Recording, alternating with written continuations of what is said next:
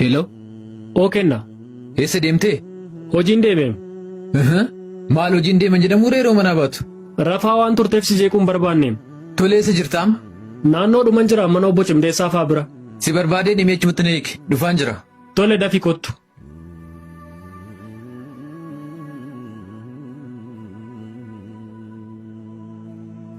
Balfa baasaa.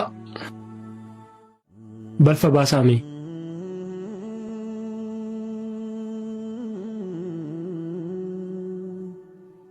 Galatoomaa.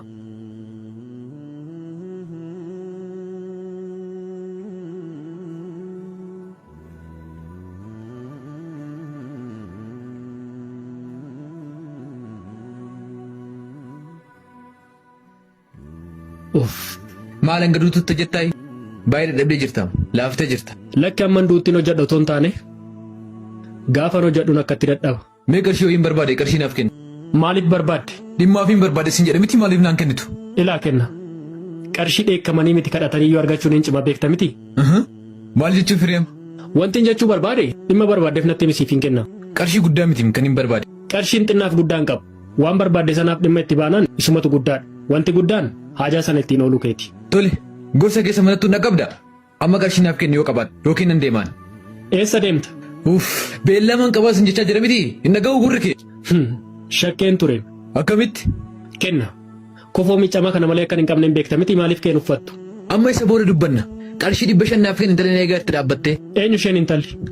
Caaltuun beektu moo intala gidduu kana ollaanidhaa wal barre? Ani hin beeku. Tole amma qarshii liqaatiin ishee affeeruu fiire. Maal qabaa sun si gaafachuu baadhe? Isa immoo hin dandeessuum. Maaliif? Sababiinsaa waan keessi kee fedhu sanaaf lubbuu kee yoo ta'u wareegdee homaa sitti hin fakkaatu nan beeka. Amma nagaaraa biyaasaa kee. Ana nan ga'u nan haasaa ana dhaggeeffadhu. Itti fufi. Ilaa kenna.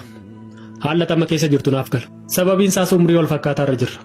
Yeroon kun yeroo kofoof kophee jijjiirrattee too durba naannessitu otoo hin taane yeroo qalbiif yaada kee jijjiirrattee mul'ata kee naannessituudha. Yeroon kun siif yeroo oomishaati. Tole. Ila dhugaan haalamne tokko sitti himu sanyii 20 keessa facaafte 30 keessa hammatta.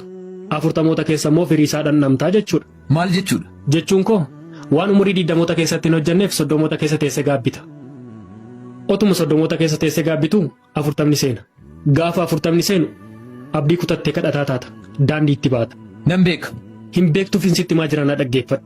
Warri mana jimaa fi mana shiishaatti jireenya cigaasisaa jiraachaa jiran warra akkamii sitti fakkaatu? Warra dargaggummaatti harka laate. Warra ganama badee guyyaa keessa otoo barbaadutti harkanaa'e.